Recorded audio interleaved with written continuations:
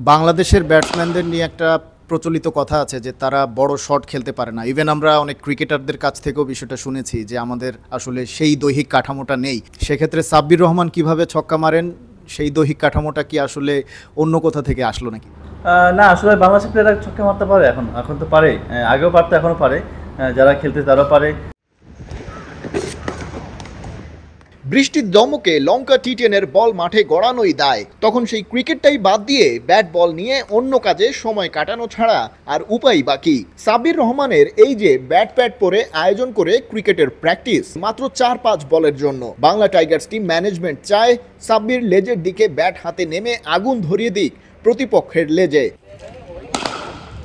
কিন্তু সেই কাজটা করতে পেরেছেন মোটে দুবার। হাম্বানটোটা বাংলা টাইগার্স এবার সেই জোড়া ম্যাচই জিতেছে। এর বেশি সাব্বির কিছু করতে পারেনি। তার জন্য অবশ্য মারকুটে এই ব্যাটারের দোষও দেয়া যাচ্ছে না একদম। বৃষ্টির কারণে পণ্ড হয়ে গেছে বাংলা টাইগার্সের বেশিরভাগ ম্যাচ। ক্যান্ডিতে অঝোর ধারায় বর্ষণ, বাকিদের মতো তাদের সাথেও করেছে রসিকতা।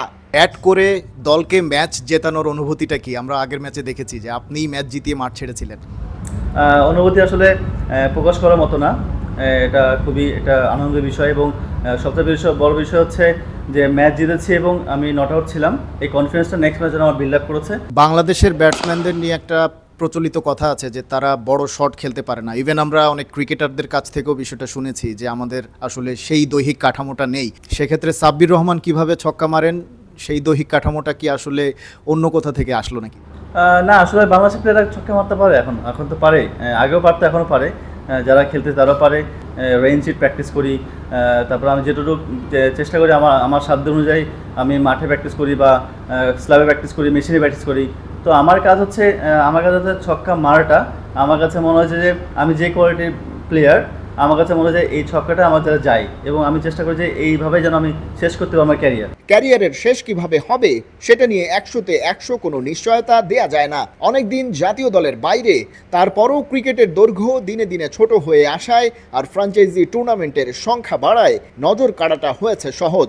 এ নিয়ে খেলাযোগের প্রশ্নটা অবশ্য মুচকি হেসে এড়িয়ে গেলেন সাব্বির। শর্টার ফরম্যাটই বাংলাদেশের ব্যাটসম্যানদের জন্য একটা বড় ভবিষ্যৎ কিনা সেক্ষেত্রে? আসলে তেমন কিছু না। আসলে সব কোয়ালিটির ব্যাটসম্যান এক না। হ্যাঁ, সবার মধ্যে একই ক্যাটাগরি থাকে না। আমি আজকে 3 বল সুযোগ পেয়েছি, তো আমার কাছে প্রতিদিন 3 বল সুযোগ পাবো না। আমি কোনোদিন পাবো 5 ওভার, কোনোদিন পাবো 6 ওভার, কোনোদিন 1 ওভার পাবো। তো আমার কাছে মনে হয় যে অ্যাজ এ প্লেয়ার ওই ওভারটাকে আমি কীভাবে ইউটিলাইজ করতে পারি, তো এটাই হচ্ছে আমার কাজ। আগের ম্যাচটাতে বাংলা টাইগার্সের হয়ে সাব্বির রহমান 5 বলে করেছিলেন 11 রান। 224 স্ট্রাইক রেটে ব্যাট করে দলকে জিতিয়ে তবেই মাঠ ছেড়েছিলেন। তার পরের ম্যাচটাতে কি হলো? সাব্বির হয়ে উঠলেন আরও বিধ্বংসী।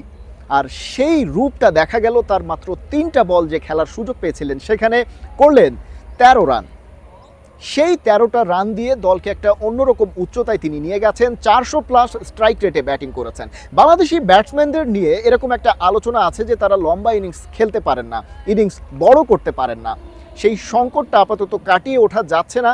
আপাতত স্কোর কার্ডগুলো সেটাই বলছে। কিন্তু এরকম টি10 ফরম্যাট বা এরকম সিচুয়েশন যেখানে খুবই অল্প বল খেলার সুযোগ থাকে, সেখানে কি সামনের দিনগুলোতে টাইগার ব্যাটারদের ভবিষ্যৎ উজ্জ্বল হচ্ছে? সেই প্রশ্নের উত্তর অবশ্য জানা যাবে, সময়ই সেই উত্তর দিয়ে দেবে। Khalid Jamil, 71, Pallekele cricket stadium, Sri Lanka.